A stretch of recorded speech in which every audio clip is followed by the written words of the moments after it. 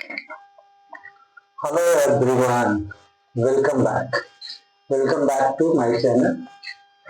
आज हम लोग फिर से कॉस्ट का जो लास्ट पार्ट थोड़ा सा बचा हुआ था, मार्जिनल कॉस्ट, उसको पूरा करने जा रहे हैं। तब तक उसके पहले थोड़ा क्विक रिव्यू कर लेते हैं। हम लोग क्या पढ़े थे? TC total cost, AC average cost, MC marginal cost. TC में भी हम लोग दो डिवीजन पढ़े थे, टीवीसी और टीएफसी पढ़े थे। एसी का भी दो डिवीजन पढ़े थे, एबीसी और एएफसी। ग्राफ के थ्रू समझते हैं पहले टीसी का। अगर टीसी टीएफसी का याद करो तुम लोग, यहाँ तो वो है, ओरिजिन है। यहाँ से अगर हम लोग जाते तो टीएफसी का ग्राफ कैसा होता था? Parallel to X axis, straight line, horizontal straight line parallel to X axis. क्यों ऐसा होता था? क्योंकि टोटल तो फिक्स कॉस्ट तो सेम रहेगा ना, बदलेगा नहीं। 1 यूनिट पे भी उतना ही, 2 यूनिट पे भी उतना ही, 3। तो क्या करेंगे जब हम लोग मैच करेंगे तो यहाँ पे सेम आएगा। अगर हम लोग टोटल वेरिएबल कॉस्ट करते थे तो यहां से शुरू होता था, इनवर्स एस शेप का बनता था, इसको हम लोग टीवीसी बोलते थे। और जब दोनों को मिला देते थे तो क्या बनता था? टोटल। ये भी इनवर्स एस शेप का बनता था। तो ये तो हमारा हो चुका था। थोड़ा यहाँ बनाने में थोड़ा ठीक कर दे हम। इनवर्स इसलिए कहा जाता है कि अगर इसका हम लोग मिरर में इमेज निकालने जाए तो एस के जैसा उल्टा एस के जैसा ये सीधा हो जाएगा। चलो, अगर हम लोग इसका बात करें तो क्या होता था? सेम ग्राफ तो तुम लोग फेमिलियर हो चुके हो, कोई मुश्किल बात नहीं है तुम्हारे लिए। यहाँ वही आउटपुट। अब जैसा कि हम बोले, अगर average cost, average variable cost और एवरेज फिक्स्ड कॉस्ट का बात करते हैं तो एवरेज फिक्स्ड कॉस्ट जब भी हम लोग बनाते हैं रेक्टेंगुलर हाइपरबोला बनता है। एवरेज वेरिएबल कॉस्ट बनाते हैं तो यू शेप्ड का बनता है। और ध्यान देना कि एवरेज कॉस्ट हमेशा दोनों के ऊपर रहता है। ये थोड़ा सा इसको चेंज कर देते हैं ठीक से।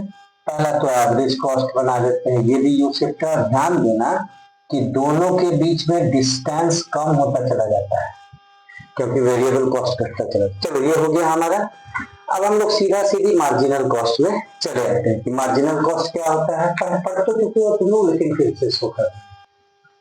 अगर डेफिनेशन वाइज जाए तो क्या हो जाएगा? इट रेफर्स टू द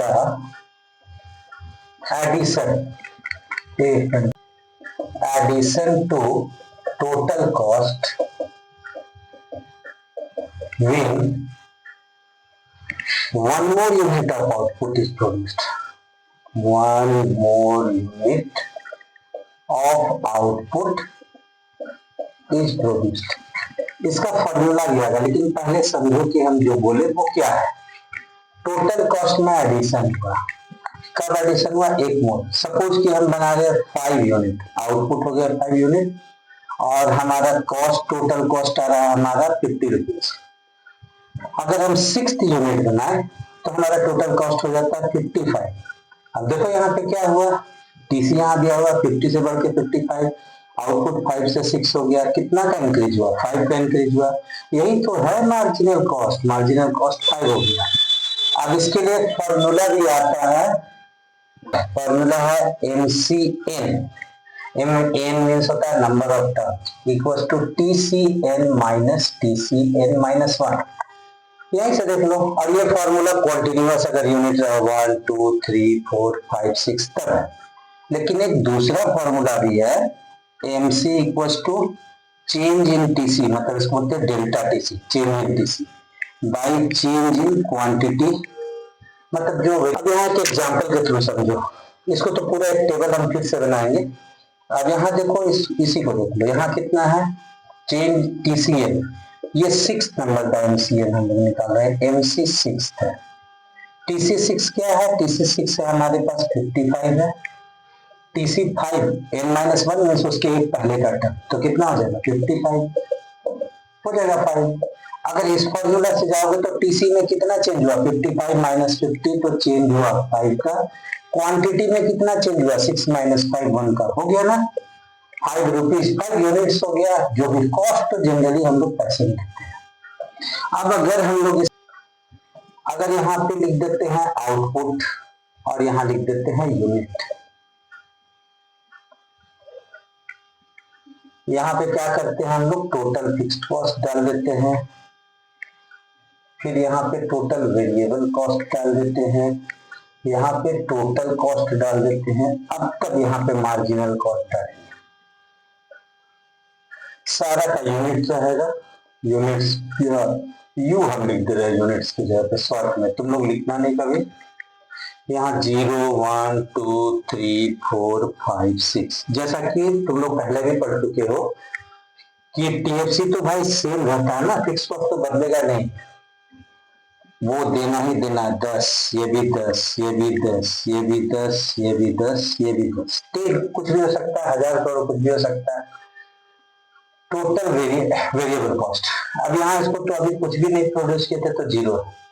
अगर यहाँ कर दिए 10, यहाँ पे कर दिए 18 18, यहाँ पे कर दिए 24, पिछला ही टेबल को बच्चों हम दोहरा रहे हैं, जो सेम टेबल था उसी को दोहरा रहे हैं।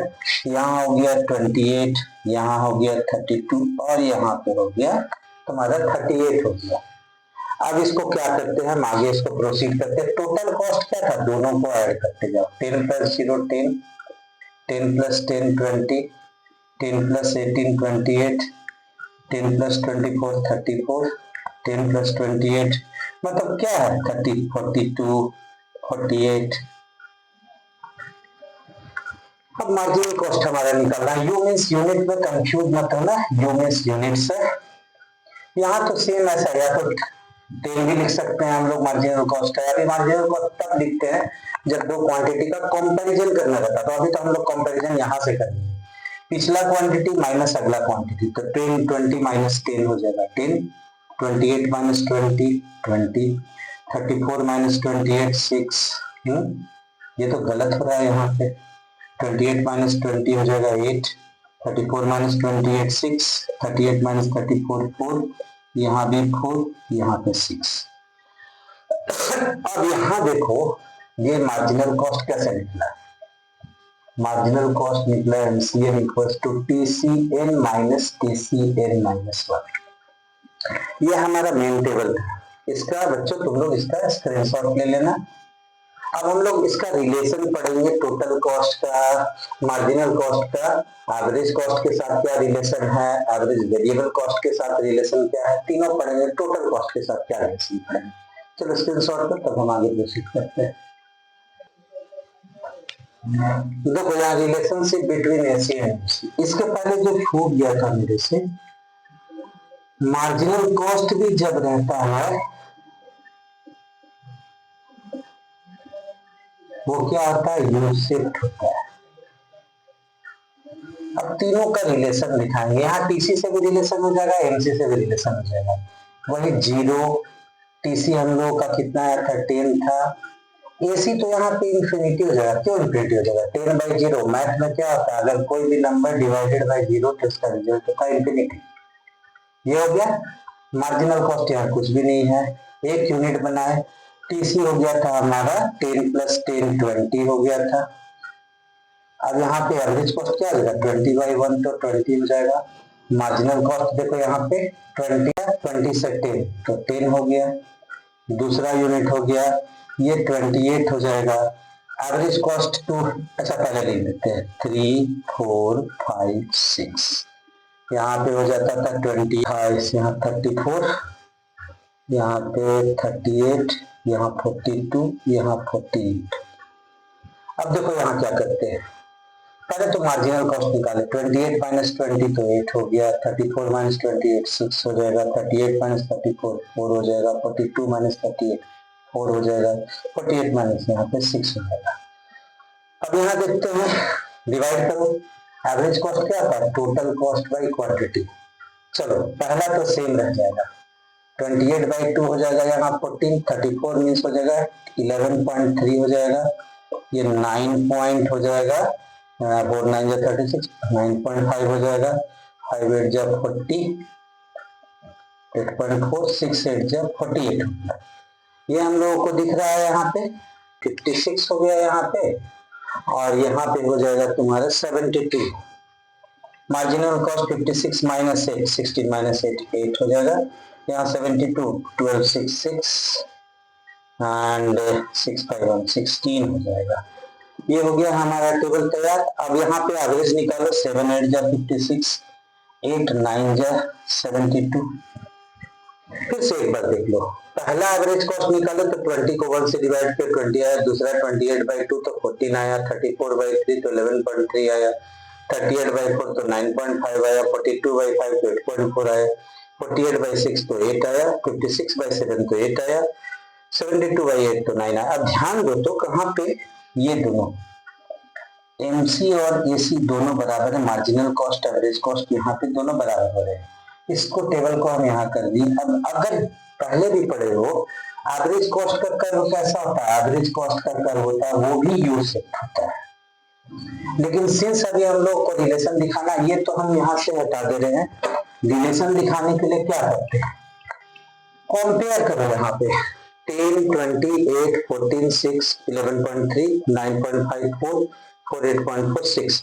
यहाँ देखो तो मार्जिनल कॉस्ट इंक्रीज कर गया है। ये पूरा का पूरा जो स्थिति था यहाँ तक हम लोग गए थे, तो यहाँ पे क्या होता था, MC is less then AC.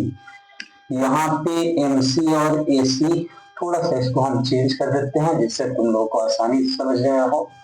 दोनों का कंपेयर कर रहे हैं तो यहाँ marginal cost is less than average cost, यहाँ दोनों बराबर है। और यहाँ देखो marginal cost is more than average cost. ये क्या है, मार्जिनल कॉस्ट अगर कम होगा तो एवरेज कॉस्ट भी कम होगा। अगर ये दोनों बराबर, मिनिमम पॉइंट पे दोनों बराबर था, जहां पे बराबर होगा वो एवरेज कॉस्ट का मिनिमम पॉइंट होगा। मार्जिनल कॉस्ट बढ़ता है तो ये भी बढ़ता है। देखो यहां से देखो, अगर मार्जिनल कॉस्ट कम है 10 है तो एवरेज कॉस्ट अभी कम है। यहाँ पे भी देखो एवरेज कॉस्ट घटता हुआ है 6 11.3। यहाँ पे दोनों बराबर है, जहाँ मार्जिनल कॉस्ट बढ़ा तो एवरेज कॉस्ट भी बढ़ा। अगर ग्राफ बनाएंगे तो कैसे बनाएंगे,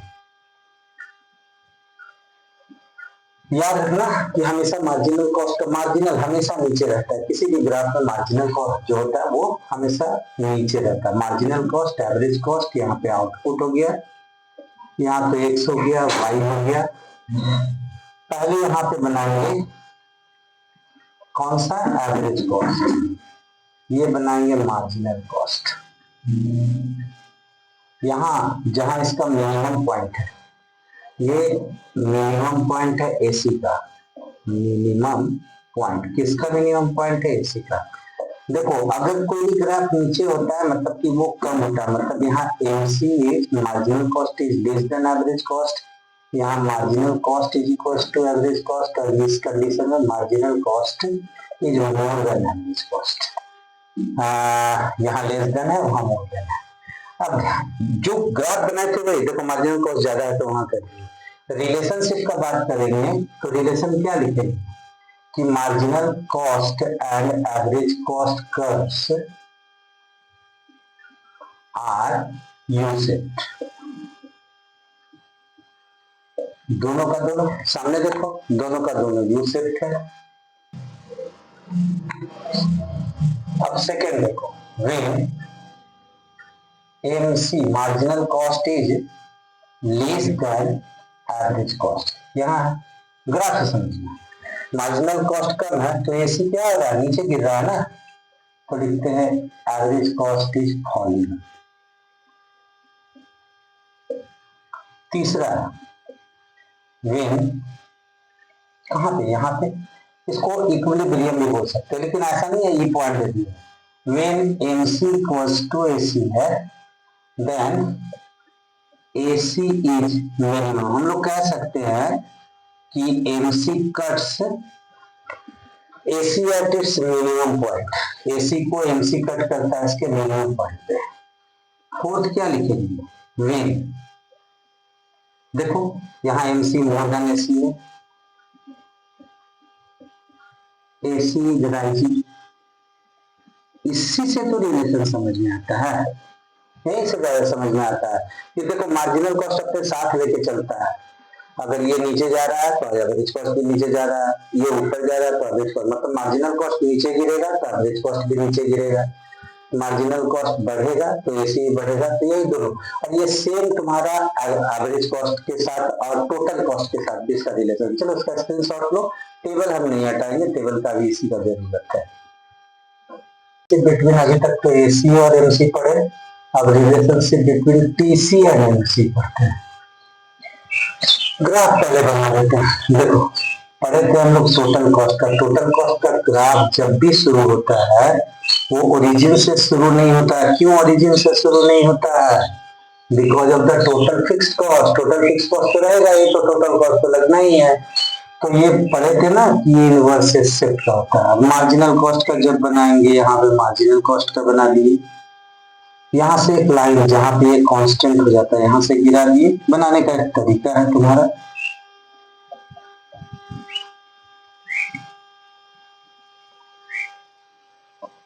ये मिनिमम पॉइंट हो गया एमसी का, मार्जिनल कॉस्ट का। वाई एक्स ओ, यहाँ पे भी आउटपुट, यहाँ पे भी आउटपुट। अब इससे क्या रिलेशन समझ में आएगा? इस पार्ट को भी हम रिमूव कर देते हैं। अब यहाँ पहले तो देख लो, देखो टोटल कॉस्ट यहाँ 20 है, मार्जिनल कॉस्ट 10 है, यहाँ 28 है, ये 8 है, 34 है, 6 है। मतलब ये डिक्रीज करता जा रहा है, जैसे जैसे डिक्रीजिंग रेट से बढ़ रहा है। देखो अभी तक डिक्रीजिंग रेट से बढ़ रहा था, यहाँ तक डिक्रीजिंग रेट से बढ़ रहा था, यहाँ पे इंक्रीजिंग रेट से बढ़ने लगा। देखो यहाँ से इंक्रीज होने लगा, ये 42 से 6 बढ़ गया, 10 से बढ़ा, कम हुआ 8 से कम हुआ 6, घट रहा है मार्जिनल कॉस्ट। यहाँ पे मार्जिनल कॉस्ट यहाँ से बढ़ना शुरू हो गया। अब इसी का टेबल को हम यहाँ पे कर देते हैं ग्राफ। सामने तो तुम्हारा सामने ग्राफ था, अब क्या देख रहे हैं? देखो ये डिमिनिशिंग रेट से पहला तो फॉर्मूला तो तुम लोग पढ़ ही रहे हो, MCL equals to TCL minus 1, मतलब अगला टर्म माइनस पिछला टर्म। जब टीसी राइज कर रहा है, डिमिनिशिंग बताया था ना ग्राफ में, अगर ऐसे बढ़ता है तो डिमिनिशिंग रेट से बढ़ता है। तो जब ये राइज कर रहा है डिमिनिशिंग रेट से, तो देखो एमसी क्या कर रहा है? डिक्लाइन कर रहा है। दूसरा, when the rate of increase of TP, यहाँ पे थोड़ा देर के लिए कांस्टेंट हो गया, डिमिनिशिंग रुक गया। मान लो कांस्टेंट मतलब डिमिनिशिंग रुक गया। एमसी क्या है? अपने मिनिमम पॉइंट पे, यहाँ एमसी का मिनिमम पॉइंट, मार्जिनल कॉस्ट का मिनिमम पॉइंट है। जब लास्ट देखो, अब ये इंक्रीजिंग रेट से बढ़ रहा है, तो ये क्या कर रहा है? ये भी इंक्रीज कर रहा है। यहीं पर लिख दिए, when the rate of increase of TP starts rising, अब रेट ऑफ तेजी से बढ़ने लगा, जैसा कि टेबल में देखे थे। तब क्या होता है? एमसी भी इंक्रीज करना शुरू कर देता है। ये हो गया तुम्हारा relationship between TC and MC. अब लास्ट बचेगा हम लोग का एबीसी का रिलेशन, और इसके बाद रिलेशन खत्म, वहां पूरे का पूरा रिलेशन फिनिश हो जाएगा। ये सारा रिलेशनशिप एक साथ आ गया, एसी एबीसी एमसी का। पहला तो समझ लो, एमसी कर्व हमेशा कट करेगा, चाहे एबीसी हो चाहे एसी हो, उसके मिनिमम पॉइंट पर। ये बताया कि ये दूरी यहाँ कम होता चला जाएगा, यहाँ पे मिनिमम पॉइंट पे कट करेगा। एसी कर्व हमेशा एबीसी के ऊपर रहेगा। क्यों? क्योंकि एसी तो होता है हमेशा एबीसी प्लस एफसी होता है ना, तो दोनों का जोड़ से तो हमेशा ज्यादा ही रहेगा। जोड़ करेंगे एसी तो इसका सिंगल वैल्यू एफसी, अगर एफसी यहाँ पे ड्रॉ कर देते हैं, रेक्टेंगल लगाकर बोला बनता, तो AC and ABC curves never intersect each other. ध्यान दो, एसी और एबीसी कर्व कभी भी एक दूसरे को इंटरसेक्ट नहीं करते। क्यों? क्योंकि एसी तो हमेशा एबीसी से अधिक होता है ना। और ये ऐसा क्यों होता है? Due to the FC, MC curves AC and ABC. MC क्या करता है? एबीसी को और एसी को, दोनों का, उसका एबीसी को उसका मिनिमम पॉइंट बी हो गया, एसी का मिनिमम पॉइंट ए हो गया, दोनों पे कट करता है। AC ABC and MC curve सब यू शेप्ड होते हैं, देख लो सारे यू शेप्ड है। एसी एबीसी हो गया एंड क्यों? इसका रीजन ये लॉ ऑफ वेरिएबल प्रोपोर्शन जो प्रोडक्शन में पढ़े थे, more and more unit of the variable factors are used with the fixed factor. First the production rises at rising rate, total production TP rises at rising rate, then constant, then rises at diminishing rate। Third हो जाता है, fourth हो जाता है minimum point of AC curve. देखो AC curve का minimum point A है, minimum is right, AC देखो हमेशा इसके राइट साइड में, always like to the right of the minimum point of ABC curve का मिनिमम पॉइंट बी है, इसके हमेशा राइट में सी रहता है। तो बच्चों ये तो तुम्हारा, एक मिनट इसको ठीक कर देते हैं। ये तुम्हारा का पूरा प्रोडक्शन और कॉस्ट एक साथ खत्म हो गया। प्रोडक्शन हम एक यूनिट में पढ़ाए थे, इसको पढ़ाए थे। अगर ओवरव्यू में हो जाए, इकोनॉमिक सेंस में था एक ओवरव्यू दे दे रहे हैं। तो टोटल कॉस्ट होता था equals to explicit cost plus implicit cost. ये डिफरेंस जानना जरूरी है कि हम लोग ये पढ़े फिर बोले TC equals to TFC plus TVC, तो वो था टाइम पीरियड के अनुसार। और हम लोग जब भी पढ़ रहे हैं तो शॉर्ट रन में पढ़ रहे हैं, लॉन्ग रन नहीं पढ़ रहे हैं। तो शॉर्ट रन में टीसी पढ़े थे, total cost is equal to total fixed cost plus total variable cost. अब टोटल कॉस्ट से ही हम लोग लाए थे एवरेज कॉस्ट। तो एवरेज कॉस्ट क्या हुआ करता था, टोटल कॉस्ट बाई क्वांटिटी। फिर हम लोग लाते थे average cost is equal to average fixed cost plus average variable cost पढ़े थे। एवरेज फिक्स्ड कॉस्ट क्या हुआ करता था, total fixed cost by quantity. Average variable cost क्या होता था, total variable cost by quantity. हम बोले सारा ओवरव्यू है, ये फॉर्मूला भी तुम्हारा बन जा रहा है। फिर हम लोग ये भी पढ़े कि MC equals to MCN equals to TCN minus TCN minus 1। इससे रिलेशन अगर लगाएंगे तो टोटल कॉस्ट को हम लोग लिख सकते हैं सम ऑफ द मार्जिनल कॉस्ट। हम लोग पढ़ते एक एग्जांपल के लिए देख लो, यहाँ 10 और 18 है। अगर यहाँ 10 18 है तो ये हो गया 10 18 28। 10 यहाँ पे 8 हो गया, यहाँ टोटल कॉस्ट, यहाँ मार्जिनल कॉस्ट। यहाँ तो कुछ भी नहीं है, कोई डिफरेंस नहीं है। यहाँ 8 है, यहाँ 18 है, 10 है। अगर इसको 10 ही मान ले तो देखो 10 और 8 18 टोटल कॉस्ट, 8 और 10 18 और 10 28 टोटल कॉस्ट। मतलब जैसे जैसे मार्जिनल कॉस्ट को ऐड करते जाओगे तुम्हें टोटल कॉस्ट मिलता चला जाएगा। फिर एवरेज कॉस्ट पढ़े थे, टोटल कॉस्ट बाई क्वांटिटी, तो ये यहाँ भी लिखे हैं। अगर इसी फॉर्मूला को डिराइव करोगे तो टोटल कॉस्ट हो जाएगा एवरेज कॉस्ट इनटू क्वांटिटी। अब इसी फॉर्मूला को डिराइव करोगे तो यहाँ से क्या चली जाएंगे, अगर टोटल फिक्स्ड कॉस्ट निकालना है तो टोटल कॉस्ट से टोटल वेरिएबल कॉस्ट को माइनस कर दो। और अगर टोटल वेरिएबल है तो बस उसे ही कर देते हैं, total cost minus total fixed cost कर देते हैं। सेम अप्लाइड यहाँ पे भी है। अगर एवरेज फिक्स्ड कॉस्ट निकालते हैं तो AC माइनस ABC कर देते हैं। एवरेज वेरिएबल कॉस्ट निकालते हैं तो AC माइनस AFC कर देते हैं। फिर हम लोग ग्राफ पढ़े, एकदम छोटा सा ग्राफ बना रहे हैं। यहाँ पे अगर हम सब लिखने के बजाय कॉस्ट लिख दें रुपीज में सब जगह, यहाँ आउटपुट का वो लिख रहे हैं XY कर दे रहे हैं। अगर तीनों कॉस्ट का कर को टोटल कॉस्ट, यहाँ टोटल फिक्स्ड कॉस्ट होता था, ये टोटल वेरिएबल कॉस्ट होता था। थोड़ा ठीक से बनानी है, ये टोटल कॉस्ट होता था।